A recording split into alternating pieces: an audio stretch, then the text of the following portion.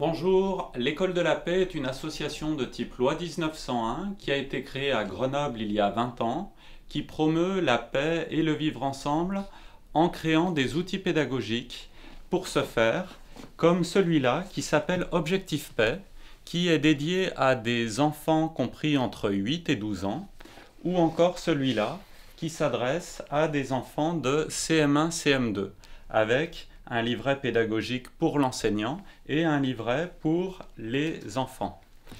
Nous avons également d'autres actions que nous menons avec nos partenaires au Congo-Brazzaville, en Colombie, au Mali et en Tunisie. Nous sommes une association laïque et non politique. Nous avons 7 salariés et nous sommes soutenus principalement par le Conseil régional Rhône-Alpes, la ville de Grenoble, l'État et la Fondation Charles-Léopold Meyer. Je vous remercie.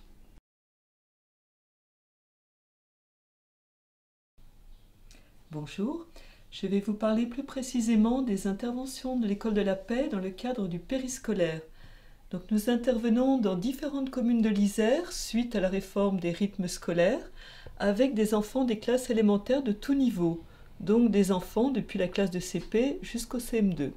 Donc en gros une tranche d'âge de 6 ans jusqu'à environ 11 ans.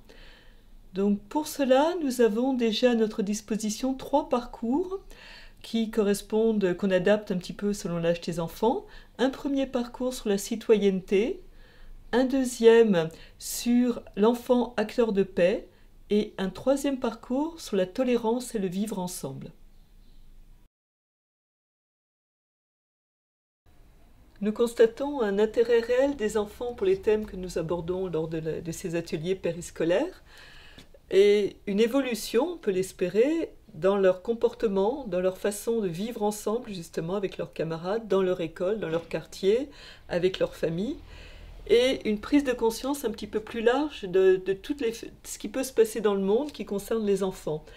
Par exemple, lors des ateliers sur les droits de l'enfant, on passe de certaines réactions lors des premières séances un petit peu surprenantes. Par exemple, quand on leur dit que certains enfants n'ont pas le droit d'aller à l'école, n'ont pas la possibilité d'aller à l'école, il y a des enfants qui disent « ah, ils ont de la chance, ils sont en vacances tout le temps ».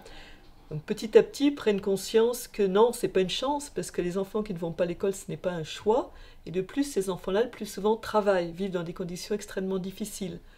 Une autre anecdote, quand on leur parle justement des enfants soldats, toujours dans le cadre des droits de l'enfant, on a des garçons d'âge primaire qui sont un petit peu fascinés par ces images de violence, d'armes, qui nous disent « ah, nous, on aimerait bien être enfants soldats ». Et très rapidement, ils prennent conscience justement que c'est pas du tout une chance, mais que c'est très très difficile, et que ces enfants-là, dans d'autres pays, connaissent des conditions de vie extrêmement difficiles. Mais ils prennent conscience également qu'ici, dans leur pays, dans leur quartier, d'autres enfants peuvent être en difficulté avec d'autres problèmes.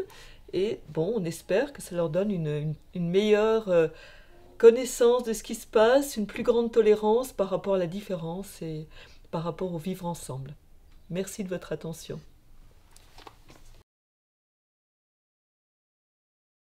Pour conclure, je souhaite remercier les salariés d'Eton qui voudront bien s'impliquer à nos côtés, que ce soit pour faire connaître nos outils pédagogiques au sein des écoles, des collèges et des lycées, au sein desquels leurs enfants ou des connaissances sont impliqués ou sont inscrits, et d'autre part que les salariés d'Eton qui souhaitent participer à nos activités périscolaires n'hésitent pas, suite à cette vidéo, à se faire connaître. Ce serait avec grand plaisir que nous leur proposerions un parcours de formation qui leur permette d'intervenir à nos côtés dans les activités périscolaires.